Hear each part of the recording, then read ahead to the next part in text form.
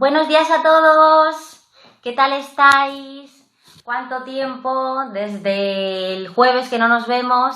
Bueno, ¿qué os digo? Que estoy muy contenta de estar otra vez aquí con todos vosotros, que reanudamos esas clases. Hoy seguimos con el tema 14, el tema de la conducción segura, un tema también muy importante. Y nada, espero que estos días hayan sido útiles para hacer muchos tests, que hayáis podido repasar alguna de las clases que hayan quedado pendiente, que no hayáis podido seguir en directo. Y hoy, muy importante, hoy al final de la clase diré quién es el ganador de esas 3 prácticas. ¿Os acordáis que hicimos un sorteo? Ya que el viernes no hubo clase, hoy al finalizar la clase haremos el sorteo de esas 3 prácticas, ¿de acuerdo? Así que buenos días a todos, bienvenidos una vez más a Teórica en Casa de Laura. Y empezamos con el tema 14 y estaríamos en la página 210, chicos. Buenos días.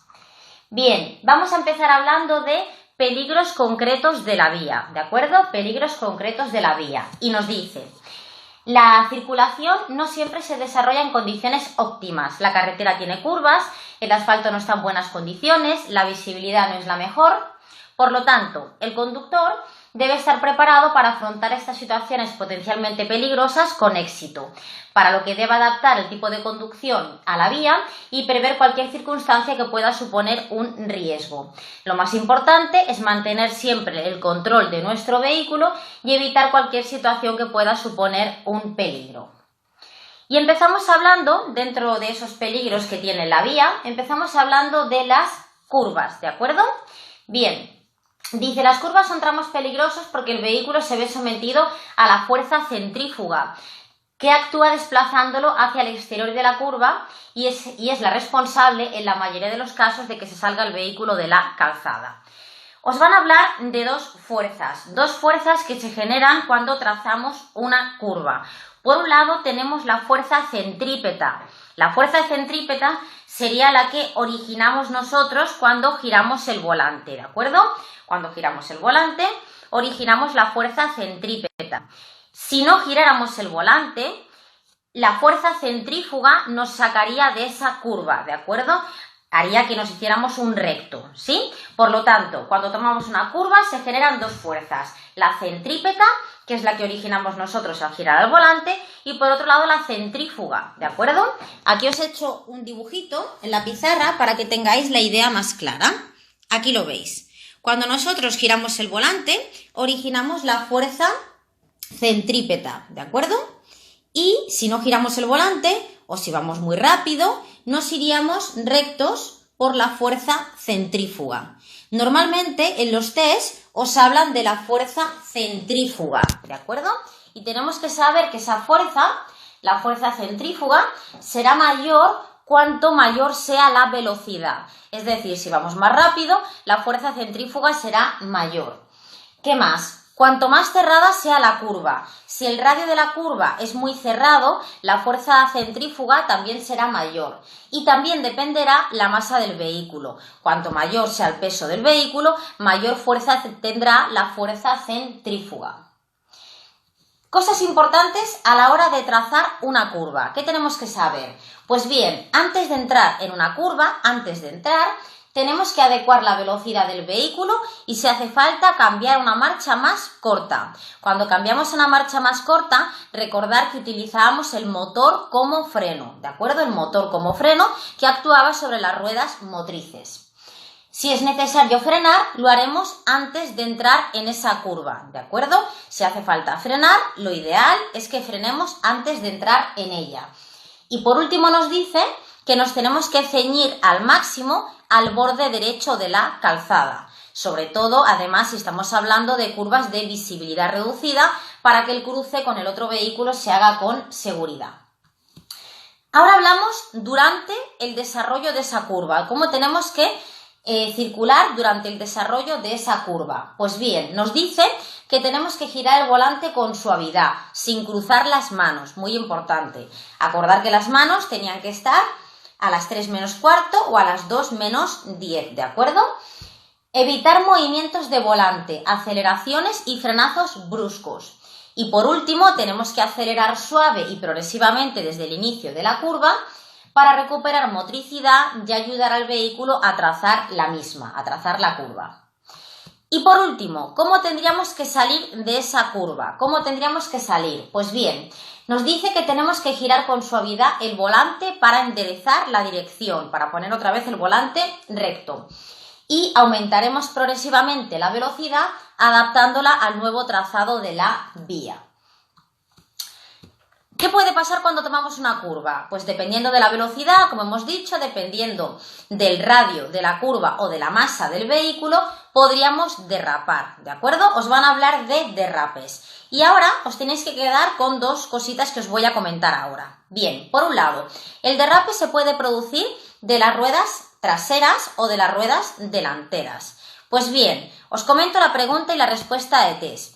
Si el derrape se produce de las ruedas delanteras, giraremos el volante hacia el lado contrario que se ha producido el derrape. Repito, si el derrape se produce de las ruedas delanteras, giraremos el volante hacia el lado contrario que se ha producido ese derrape, ¿de acuerdo? Y si el derrape es producido por las ruedas traseras, giraremos el volante hacia el mismo lado que se produce ese derrape. Por lo tanto, si el derrape se produce de delante, giramos el volante hacia el lado contrario, y si el derrape se produce de las ruedas traseras, giramos el volante hacia el mismo lado que se ha producido el derrape. Súper importante, acordaros, en caso de derrape no se frenaba, ¿de acuerdo? En caso de derrape no se frena, acordaros de esto. Y ahora pasamos a hablar de tramos en obras, ¿sí? Sería otro de los peligros que tendría la vía, que pudiéramos encontrarnos algún tramo en obras. Y nos dice: las obras en la carretera interfieren en el desarrollo normal de la circulación y por ello representan un peligro. Además, estas zonas pueden estar sucias debido a la gravilla, barro o cualquier otro elemento que al interponerse entre el pavimento y el neumático hace que perdamos adherencia y aumentando la distancia de frenado. Por lo tanto, si circulamos, tenemos que tener en cuenta, chicos, que puede haber material de obras en esa calzada, podría haber material de obras, podría incluso haber señales circunstanciales de obra, haber barro, haber gravilla y personal de obras, por supuesto, que estuvieran trabajando en esa obra. Por lo tanto, el conductor, si va circulando por un tramo en obras, debería prestar atención a la señalización circunstancial, circular por el lugar indicado o señalado al efecto y pasar siguiendo al vehículo que nos precede, que sería el vehículo que tenemos delante. Recordar que la señalización circunstancial o señales circunstanciales y de balizamiento estaban en segundo lugar en el orden de prioridad entre señales. En primer lugar teníamos a los agentes, luego señales circunstanciales, semáforos, señales verticales y por último las marcas viales. Bien, como ya sabéis, que lo hemos comentado ya en clases anteriores, si el personal de obras estuviera regulando el tráfico, si el personal de obras está regulando el tráfico, hay que obedecerlos igual que si fueran agentes, ¿sí? Por lo tanto, si el personal de obras está regulando el tráfico, como decimos, porque hubiera una obra, hay que obedecerlos como si fueran agentes, de la misma manera. Bien, otra cosa muy importante que a veces preguntan: las señales de obras tienen el mismo significado cuando no hay obras. Esto es respuesta de test, pregunta y respuesta. Las señales de obras tienen el mismo significado cuando no hay obras. Os pongo aquí un ejemplo. Aquí tenemos una imagen y estamos viendo dos señales. Por un lado tenemos peligro por estrechamiento y velocidad máxima 40. En este caso, como el fondo es amarillo, el motivo del estrechamiento y de que la velocidad esté limitada a 40 km por hora sería por las obras, ¿de acuerdo? Por tener el fondo amarillo.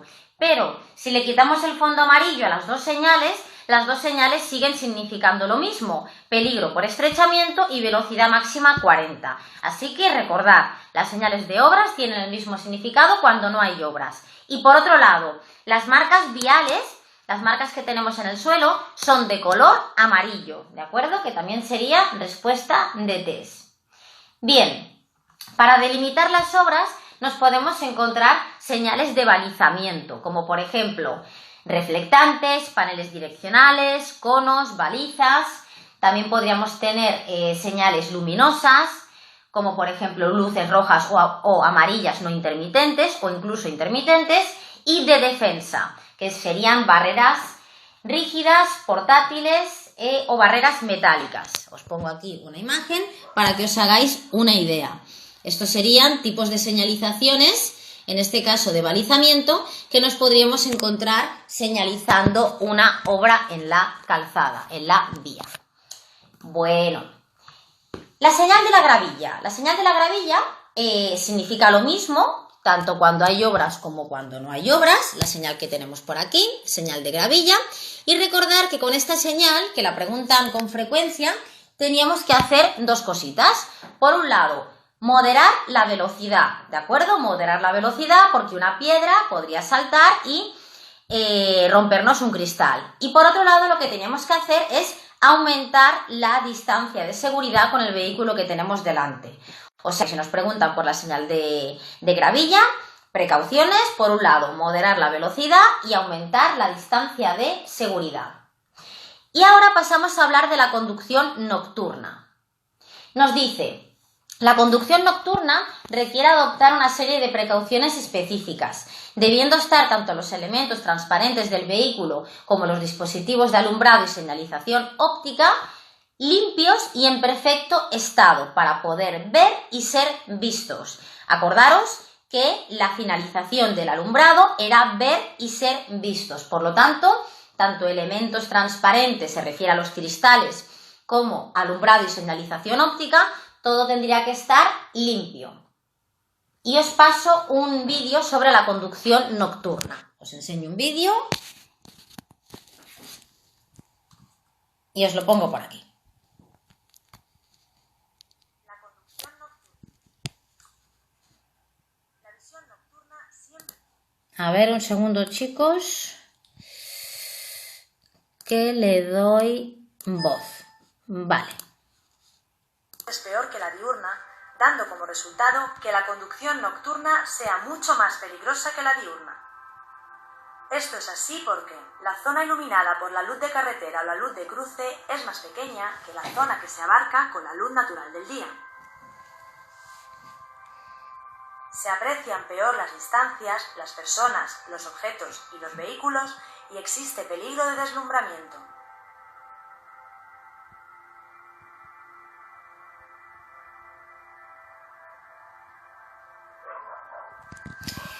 Bueno, nos comentaba un poco la conducción nocturna y tenemos que saber que es más peligrosa que la diurna, ya que tenemos que sustituir la luz del día, la luz solar, con la del alumbrado de nuestro vehículo, teniendo en cuenta que la luz de corto alcance nos alumbra una distancia corta por delante de nuestro vehículo y que la luz de largo alcance la podíamos utilizar en pequeñas excepciones como eran vías interurbanas, acordaros, insuficientemente iluminadas. Si os preguntan dónde está permitido, dónde se utilizaría la luz de largo alcance, acordaros que era vía interurbana insuficientemente iluminada. Y también, como no, existe el peligro de deslumbramiento. En caso de que exista ese riesgo, si vamos circulando con la luz de largo alcance, teníamos que sustituirla por la de corto alcance, cuando nos cruzábamos con cualquier usuario, tanto un vehículo como un peatón. Bien, sobre todo hay que tener especial precaución de noche cuando circulamos por una vía insuficientemente iluminada y cuidado ante la posible presencia de peatones, animales, vehículos de tracción animal, ciclos y ciclomotores, ¿de acuerdo? Bien, a ver quién se acuerda y me dice cuándo se consideraba una vía insuficientemente iluminada.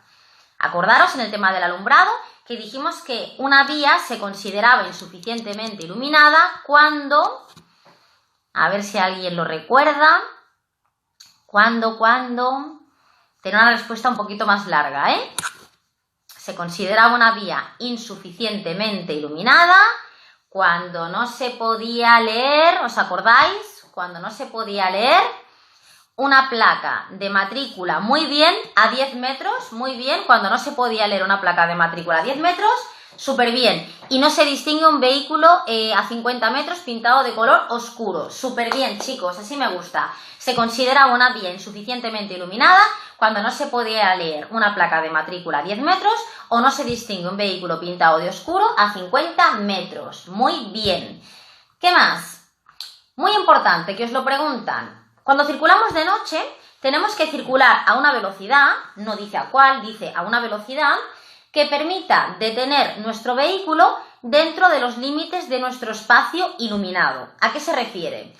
Como norma, hemos comentado que circulamos con la luz de corto alcance y la luz de corto alcance nos alumbra una distancia corta por delante de nuestro vehículo. Pues bien, tendríamos que circular a una velocidad, esto sería la pregunta, tenemos que circular a una velocidad y como respuesta que permita detener nuestro vehículo dentro de los límites de nuestro espacio iluminado. Acordaros de esto. Tenemos que circular a una velocidad que permita detener nuestro vehículo dentro de los límites de nuestro espacio iluminado. Más cositas. El deslumbramiento. Lo tenemos de dos tipos. Por un lado, un deslumbramiento directo. Directo sería si me cruzo con otro vehículo y va con las luces de largo alcance y me está deslumbrando directamente. O también podría ser un deslumbramiento indirecto. Indirecto sería si ese vehículo, en vez de que nos crucemos con él, lo llevamos detrás. Si llevamos detrás un vehículo y el vehículo de detrás circula con la luz de largo alcance, nos estaría deslumbrando por el espejo interior. Y eso sería un deslumbramiento indirecto. Acordaros que en caso de deslumbramiento lo que teníamos que hacer era moderar la velocidad, llegando incluso a detenerse. En el caso de deslumbramiento había que moderar la velocidad, llegando incluso a detenerse. Más cositas. Bien, pasamos a hablar de curvas. Curvas, en este caso, de noche. Bien, si vamos circulando por una carretera con curvas, de noche, y además esa carretera es insuficientemente iluminada, fuera de poblado, circularíamos con la luz de largo alcance, ¿verdad? Vía interurbana insuficientemente iluminada, circulamos con la luz de largo alcance. Pero nos vamos a cruzar con otro vehículo, por lo tanto tenemos que sustituir la luz de largo por la de corto. Pero hay un vehículo, hay uno de los dos, que tiene que ser el primero en sustituir la luz de largo por la de corto. Y hay dos respuestas de test correctas, chicos. Por un lado, el que toma la curva hacia la derecha o el que toma la curva por el interior, ¿de acuerdo? El que toma la curva hacia la derecha o el que toma la curva por el interior, que sería el mismo, ese es el primer vehículo que tiene que sustituir la luz de largo por la de corto, porque sería el vehículo que primero deslumbra al otro, ¿de acuerdo? Aquí tenéis una imagen. Si os preguntan, en caso de circular en una curva de noche, ¿qué vehículo tiene que ser el primero en sustituir la luz de largo por la de corto? Pues la respuesta de test sería el que toma la curva por la derecha, ¿de acuerdo? O el que va por el interior, ¿de acuerdo? Y las dos respuestas serían correctas. Y ahora pasamos a hablar de la conducción en lluvia, que estos días, no sé vosotros, pero por aquí ha llovido bastante.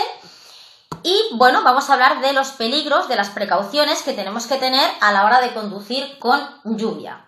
Por un lado, la lluvia, dependiendo de su intensidad, disminuye la adherencia y dificulta la visibilidad, ¿de acuerdo? Nada extraordinario, nada que no sepáis. La lluvia disminuye la adherencia, ¿de acuerdo? La adherencia con el pavimento y por otro lado, dificulta la visibilidad. Hay una pregunta súper frecuente de test y os dice, ¿cuándo es más deslizante la calzada? ¿Cuando hay lluvia o cuando llueve? ¿Cuándo es más deslizante la calzada?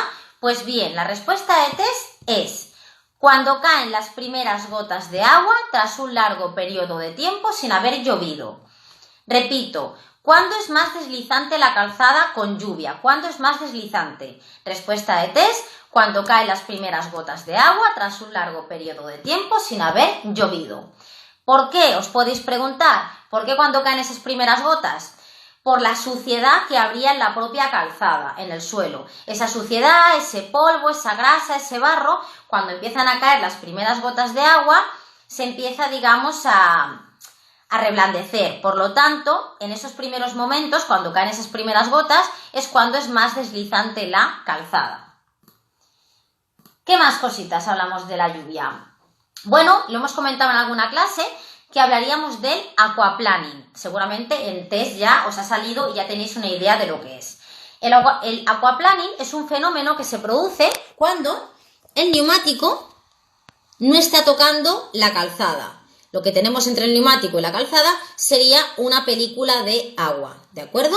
Por lo tanto, no tendríamos adherencia, ¿de acuerdo? El aquaplaning es un fenómeno que se produce cuando una película de agua se interpone entre el neumático y la propia calzada. Hay dos factores que provocan este fenómeno, ¿de acuerdo? Hay dos factores, pero hay uno que tiene más relevancia que el otro. El factor más importante, el factor que habría que evitar, sería el exceso de velocidad. Si pasamos por una zona con acumulación de agua y pasamos muy rápido, hay muchas posibilidades de que ese neumático no coja adherencia, ¿de acuerdo? De que no esté tocando la calzada, sino que se quede flotando en esa película de agua. Y otro factor que provoca el aquaplaning sería que los neumáticos estuvieran en mal estado. Pero, repito, que de los dos factores, que sería el exceso de velocidad y neumáticos en mal estado, el que tiene más peso, más importancia a la hora de que se produzca el aquaplaning, sería el exceso de velocidad. Por lo tanto, si pasamos por una zona con acumulación de agua, lo ideal es que vayamos más despacio, que moderemos la velocidad. Más cositas. Si pasamos por una zona con acumulación de agua, habría que evitar salpicar a peatones, ¿de acuerdo? Al resto de usuarios. No sé si alguna vez habéis sufrido esta experiencia no muy agradable de que pase un coche, que pase un vehículo y que nos moje, ¿de acuerdo? Por lo tanto, esto habría que evitarlo, chicos. Más cositas. Hemos dicho que si pasábamos por una zona de acumulación de agua, había que pasar despacio, preferiblemente con marchas cortas. Y si es posible, dejar ese charco entre las ruedas, ¿de acuerdo? Dejarlo entre las ruedas para no atravesarlo completamente con las 4 ruedas. En el caso de que se produjera el aquaplaning, nos da unos consejos, ¿de acuerdo? En primer lugar, mantener la calma. Luego nos dice no frenar porque habría riesgo de que se bloquearan las ruedas. Levantar suavemente el pie del acelerador, ¿de acuerdo? Para que el neumático vuelva a tomar contacto con el suelo. Y sujetar con firmeza el volante sin girarlo, ¿de acuerdo? Para evitar que el vehículo derrape cuando salga del aquaplaning. Aquí os quiero comentar un par de cositas. Por un lado, acordaros que en caso de aquaplaning tampoco se frena, ¿sí? Hemos dicho que en caso de derrape de las ruedas no se frena, pues en caso de aquaplaning tampoco. Y otra cosa que os quiero comentar, además de cara a la práctica, es que si pasamos por una zona con acumulación de agua, los frenos podrían dejar de funcionar momentáneamente. Por lo tanto, hay una pregunta de test que dice: si usted pasa por una zona con acumulación de agua, ¿qué es lo primero que debería de comprobar? Pues bien, debería de comprobar mi sistema de frenado. Pisar el freno, pisar y soltar para comprobar de que el freno funciona con eficacia. Así que, si pasamos por una zona con acumulación de agua, lo primero que tenemos que comprobar son los frenos. Y recordar que en caso de aquaplaning no se frena.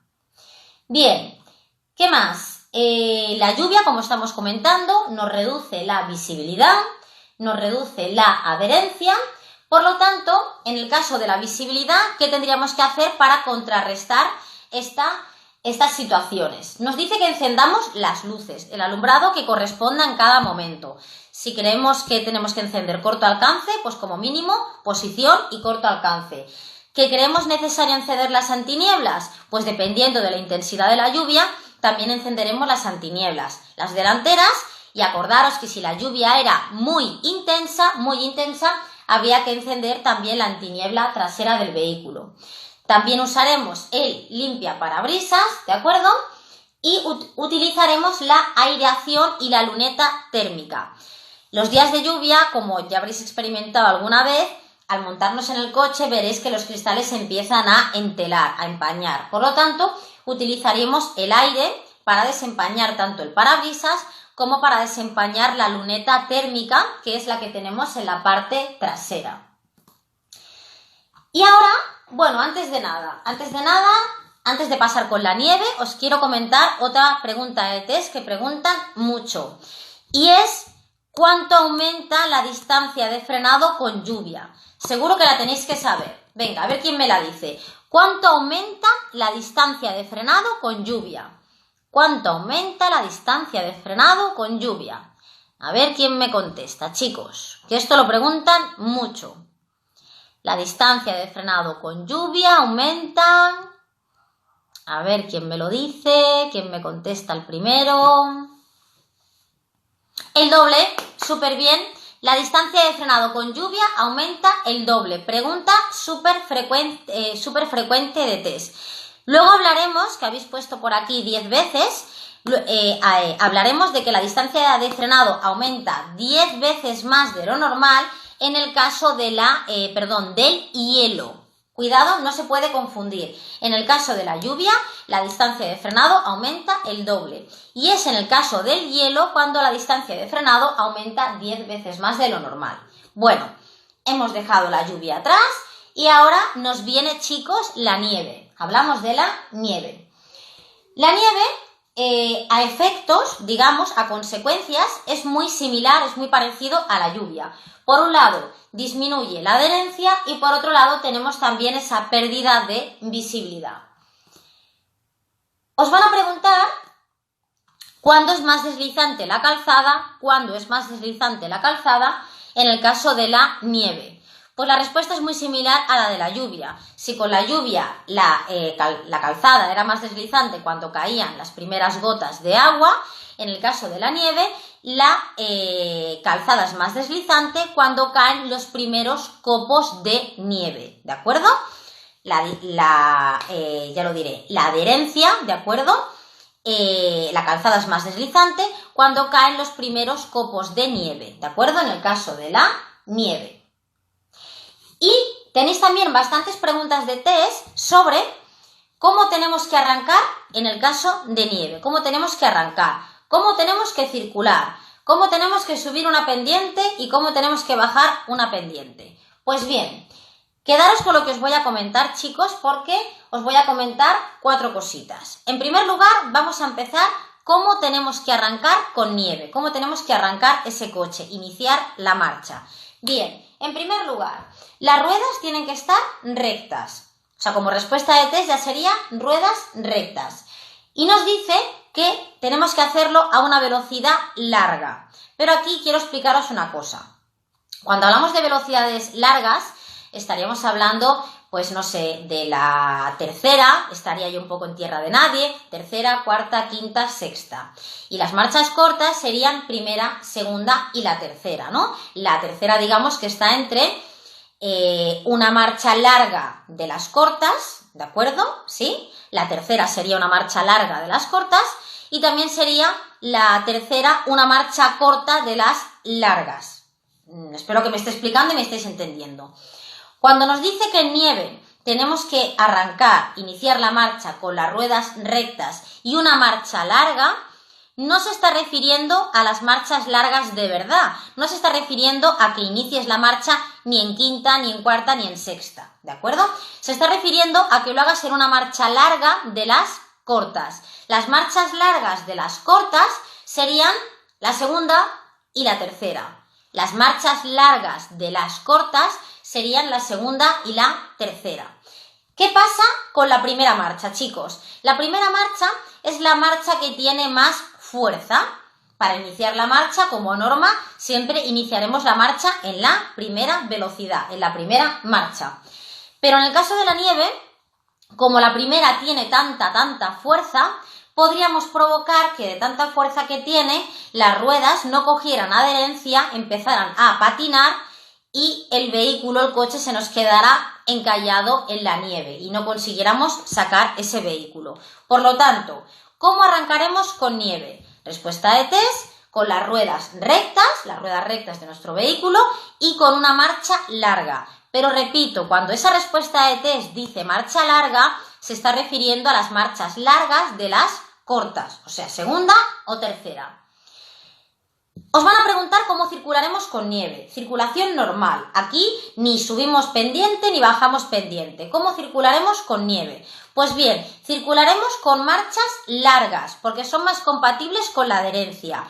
Y aquí estoy hablando de marchas largas de verdad, ¿de acuerdo? Tercera, cuarta, quinta. Repito, la circulación con nieve se efectuará con marchas largas porque son más compatibles con la adherencia. Bien, ¿cómo vamos a bajar una pendiente? Una pendiente descendente. En este caso utilizaremos marchas cortas. Acordaros que estamos hablando de la nieve, chicos. Estamos hablando cómo circularemos con nieve. Pues bien, las pendientes descendentes las bajaremos en marchas cortas, las cortas de verdad. Y las pendientes ascendentes las subiremos con las marchas largas, las largas de verdad. Y hago un pequeño resumen.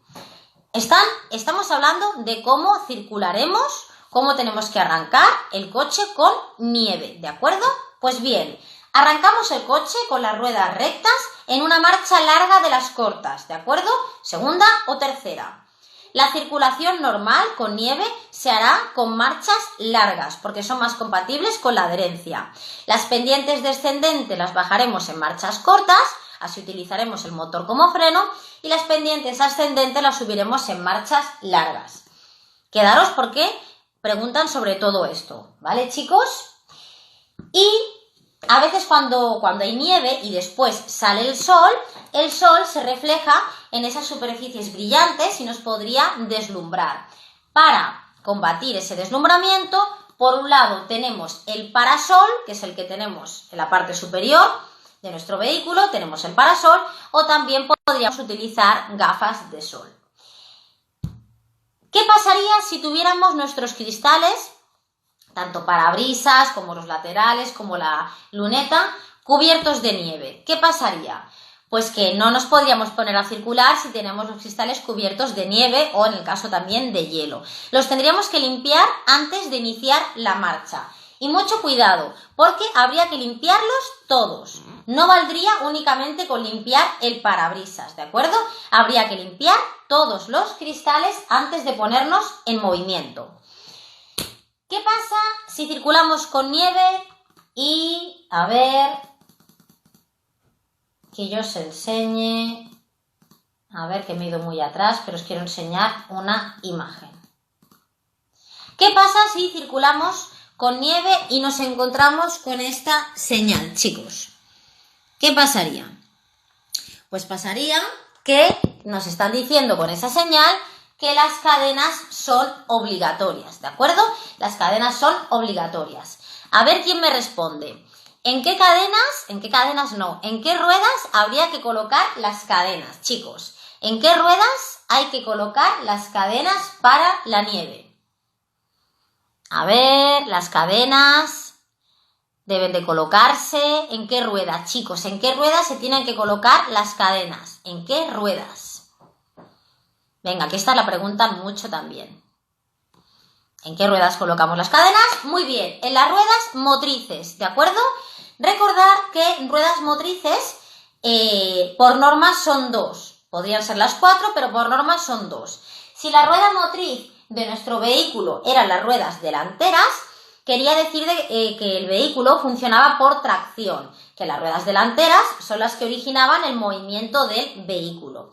Si las ruedas motrices de mi vehículo son las traseras, el vehículo funcionaba por propulsión. Las ruedas traseras propulsaban a las delanteras. Y también existía la tracción total, ¿de acuerdo? Tracción a las 4 ruedas. Pero en la pregunta de test, cuando nos digan en qué ruedas se tienen que colocar las cadenas, sería en las ruedas motrices. Más cositas. Hay preguntas de test que dicen, si existe nieve y hay una rodadura que ha efectuado otro vehículo que ha pasado antes por ahí, ¿es conveniente circular por esa rodadura? Pongo aquí una imagen, ¿lo veis por aquí? Que se ha hecho como un carril, ¿de acuerdo? Están las marcas de haber pasado otro vehículo. Pues bien, cuidado porque vamos a hablar de 2 preguntas y 2 respuestas de test diferentes. Si la pregunta es genérica, como norma general, y me preguntan, ¿es aconsejable circular por la rodadura que ha efectuado otro vehículo? La respuesta de test sería que sí que sería aconsejable, ¿de acuerdo? Pero mucho cuidado, lo que os voy a comentar ahora, hay una pregunta de test que dice la pregunta, si existe una fina capa de nieve? Cuidado, aquí estoy hablando de que la pregunta especifica fina capa de nieve. Si existe una fina capa de nieve, ¿es recomendable circular por la rodadura que ha efectuado otro vehículo? En este caso la respuesta sería que no, chicos.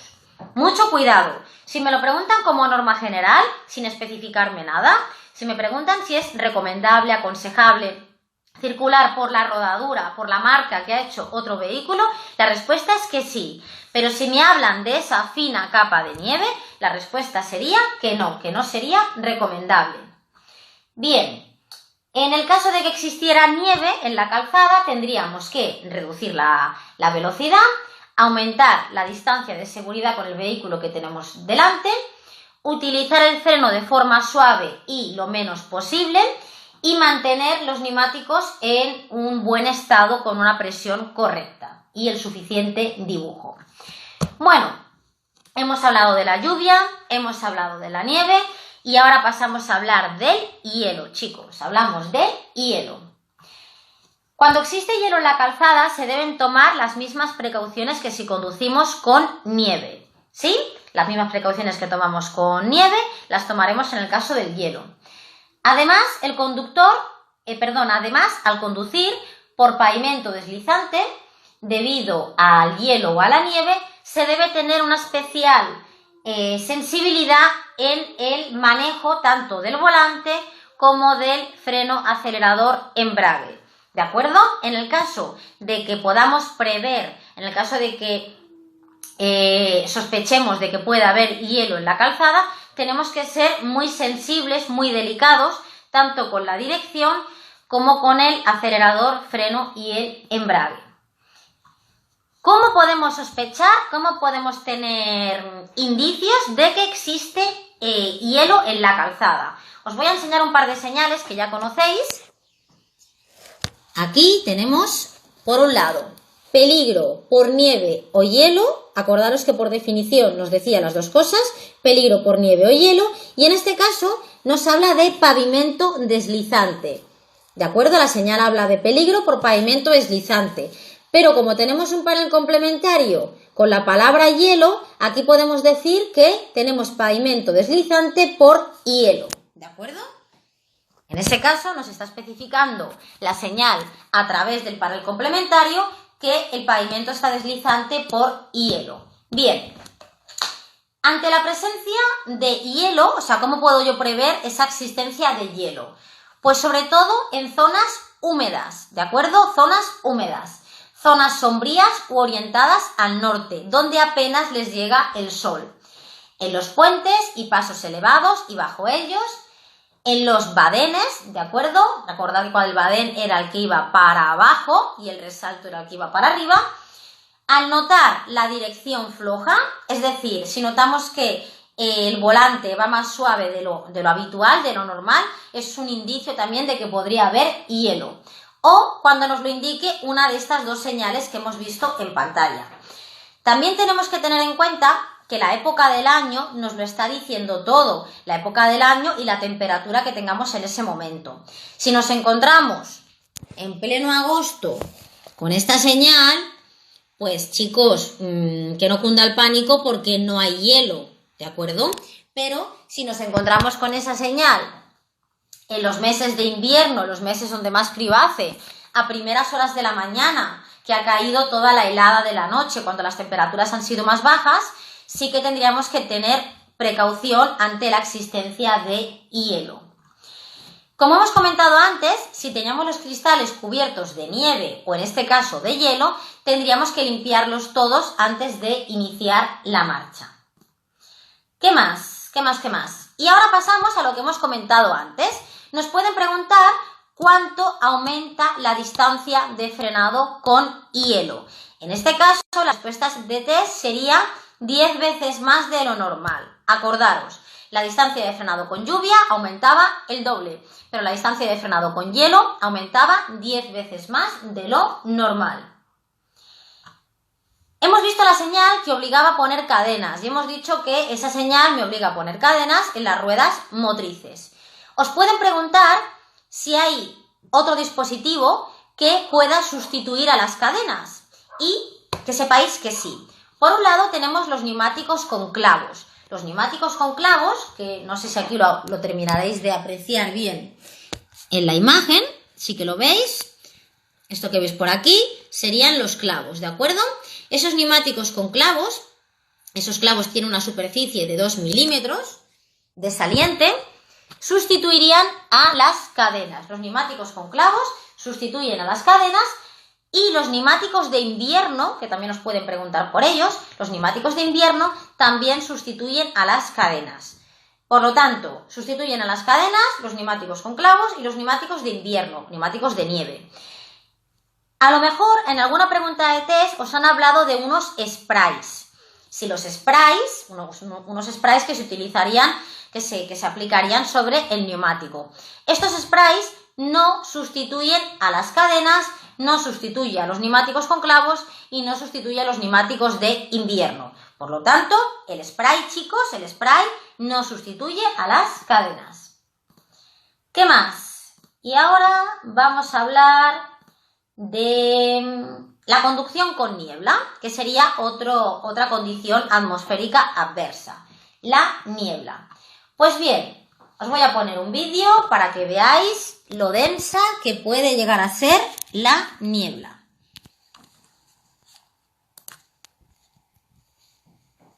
Conducción con niebla.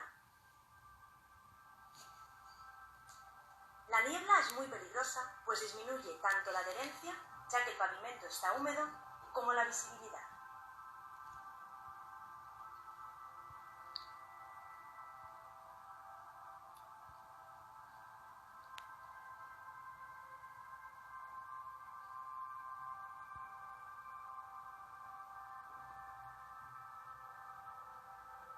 En estas circunstancias es necesario encender las luces de cruce o las antiniebla delanteras y, en su caso, las antiniebla traseras, mantener el habitáculo bien ventilado para evitar que se empañen los cristales,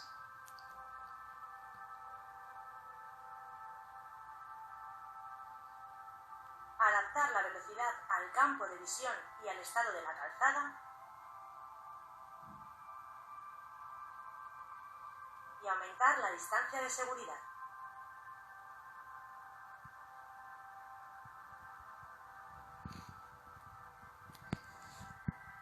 Bueno, pues hemos visto precauciones que tenemos que seguir, que tenemos que tomar si conducimos con niebla.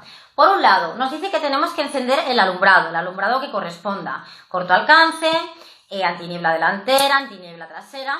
Acordaros que si la lluvia era intensa, se nos permitía encender la luz antiniebla delantera. Si nuestro vehículo disponía de ella, se permitía encender la antiniebla delantera. Y si nos hablaba ahora aquí os estoy haciendo una mezcla, chicos. No os quiero liar, pero bueno, os lo explico. Por un lado, os estaba hablando de la lluvia. Con lluvia intensa, que no es el caso ahora, pero bueno, os lo explico. Con lluvia intensa teníamos permitido encender el alumbrado delantero antiniebla, la antiniebla delantera. Y si la lluvia era muy intensa, en ese caso encenderíamos la antiniebla trasera. Pero yo lo que os quería comentar era la niebla. Bien, si nos dice en la pregunta de test que existe niebla, encenderíamos la antiniebla delantera.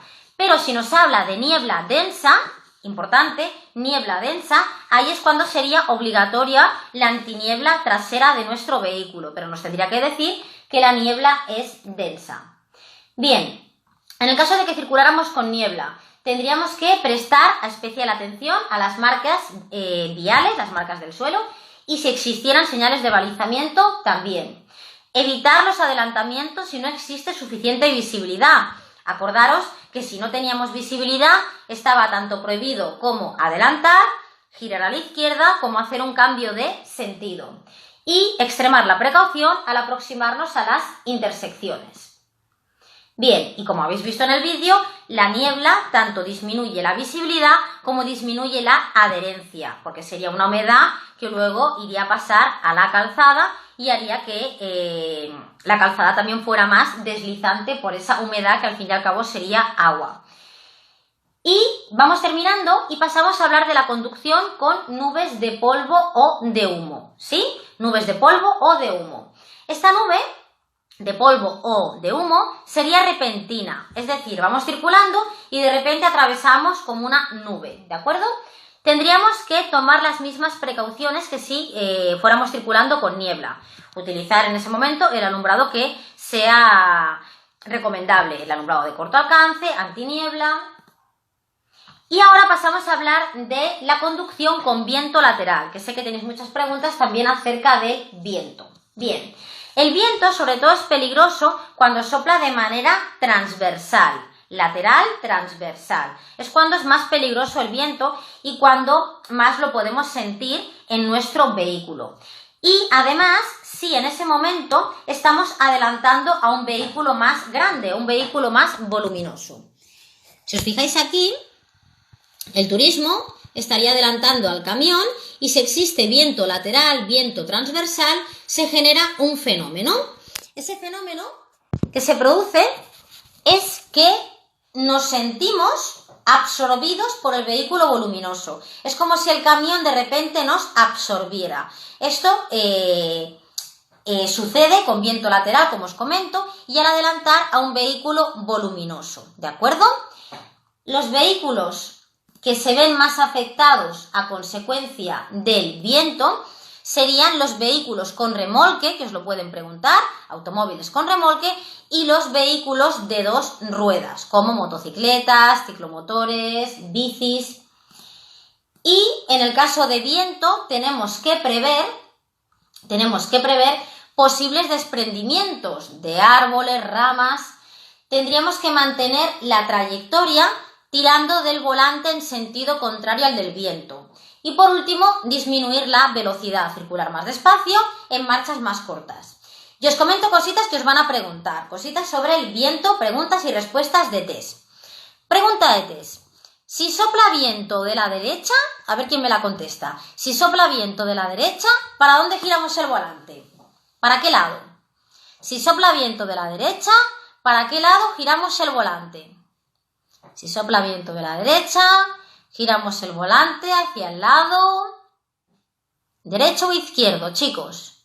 Si sopla viento de la derecha, giramos el volante hacia el lado. A ver qué me decís. Al lado de la derecha, muy bien. Es decir, si sopla viento de la derecha, ¿de acuerdo? Si sopla viento de la derecha, ese viento me está llevando a la izquierda. Por lo tanto, yo giraré el volante a esa misma derecha. Si me sopla viento de la izquierda, que también os lo pueden preguntar al revés, si sopla viento de la izquierda, como ese viento de la izquierda me lleva hacia la derecha, yo giraré el volante hacia el lado izquierdo. Así que, muy fácil, si sopla viento de la derecha, giramos el volante a la derecha. Si sopla viento de la izquierda, giramos el volante a la izquierda.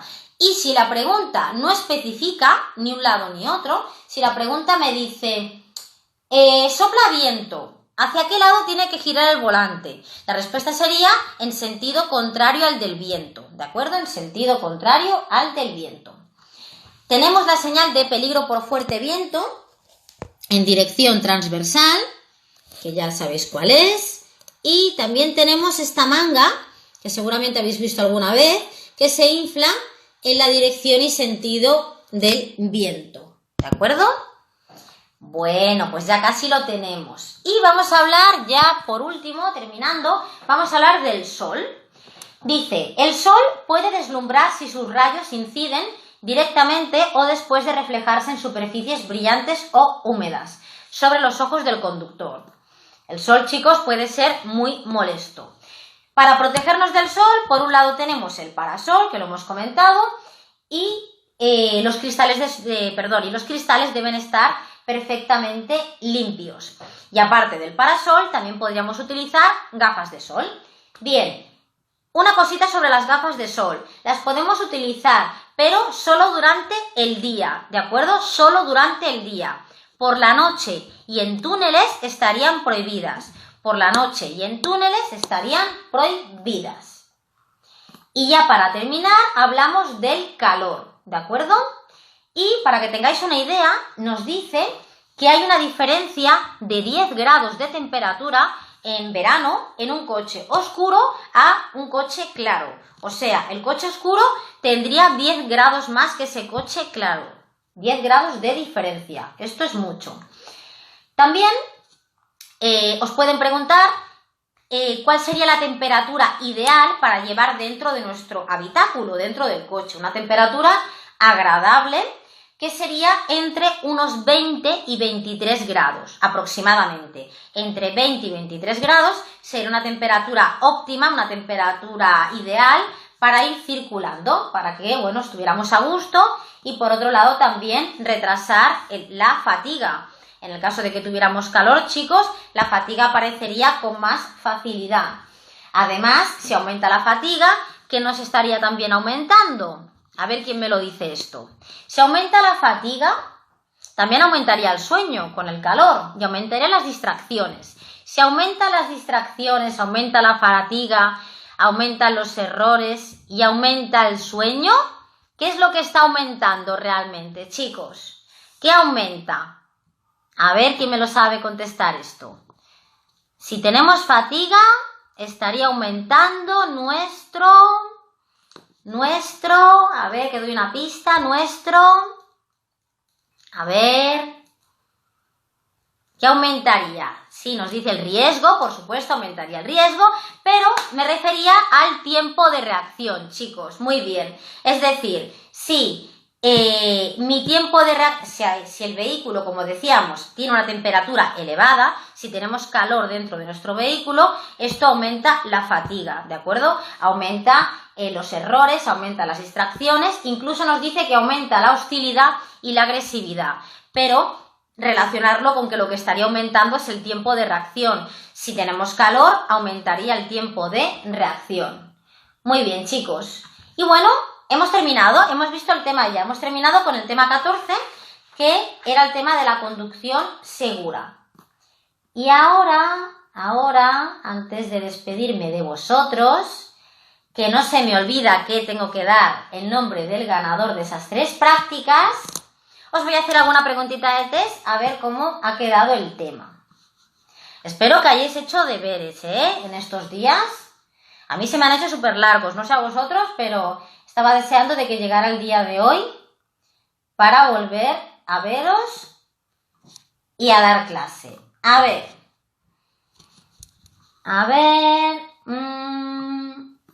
¿qué os pregunto yo?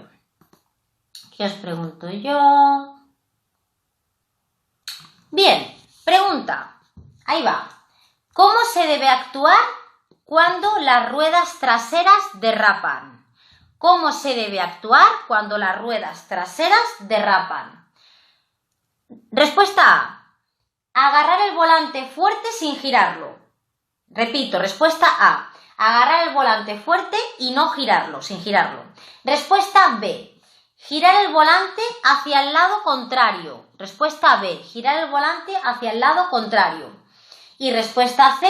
Girar el volante hacia el mismo lado. Me está derrapando el vehículo de las ruedas traseras, chicos, de las ruedas traseras. Respuesta A. Agarrar el volante fuerte y no girarlo. Respuesta B. Girar el volante hacia el lado contrario. Y respuesta C. Girar el volante hacia el mismo lado. Muy bien, así me gusta, chicos. Si el derrape se produce de las ruedas traseras, teníamos que girar el volante hacia el mismo lado, ¿de acuerdo? Por lo tanto, la respuesta correcta es la C. Hacia el lado contrario era cuando el derrape se producía de las ruedas delanteras, no os olvidéis. Bien, a ver, alguna más complicadita, porque estas son muy fáciles y luego las sabéis todas. A ver.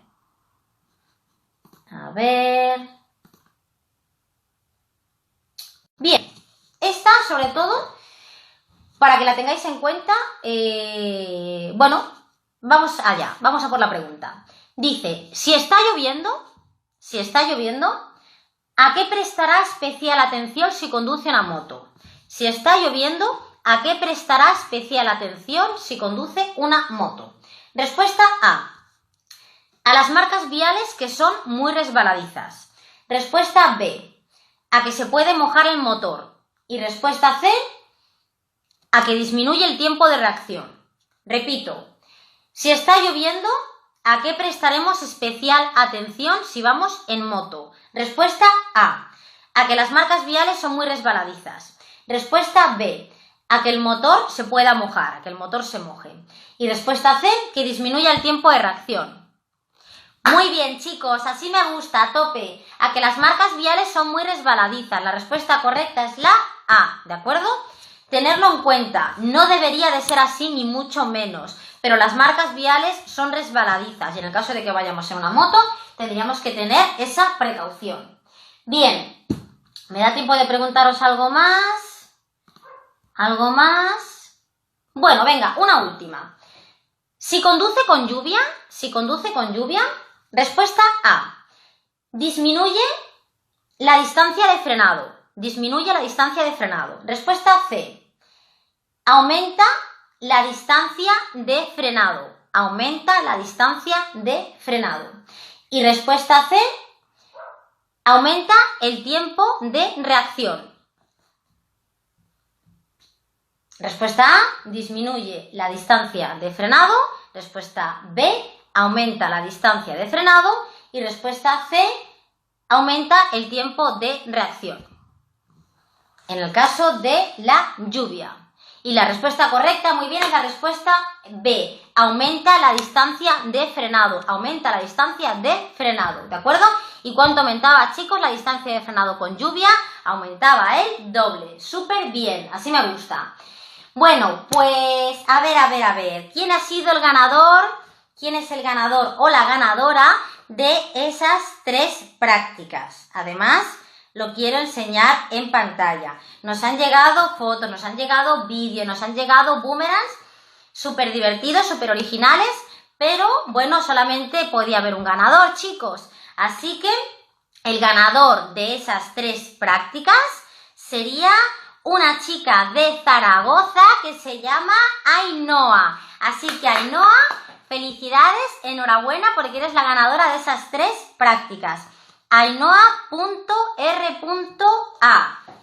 Y voy a enseñar aquí en pantalla a esta chica de Zaragoza que está haciendo test, está estudiando en casa y es la ganadora de esas 3 prácticas, chicos. Así que, Ainhoa, muchísimas felicidades. Espero que, que estés muy contenta y que disfrutes de esas 3 prácticas. Bien, mañana nos vemos a las 12 como todos los días y vamos a empezar con el tema 15. Veremos el tema 15 que nos habla de la mecánica y el mantenimiento del vehículo. Mecánica y mantenimiento. Algunos podéis pensar que es un tema complicado, que es un tema un poco rollo. Pues veréis que que ni tan complicado ni tan rollo, chicos. Es un tema bastante asequible, que hacen bastantes preguntas acerca de este tema, pero ya veréis que es muy sencillo, que es muy fácil y os daré todos los truquitos para que no falléis ninguna pregunta. Bien, lo dicho, mañana nos vemos aquí a las 12 como cada día. Pasaré lista, que os quiero ya a todos. Que nos quedan muy poquitos temas para terminar el libro. Que os cuidéis mucho, que hagáis muchos test y que mañana nos vemos aquí puntuales a las 12, ¿de acuerdo?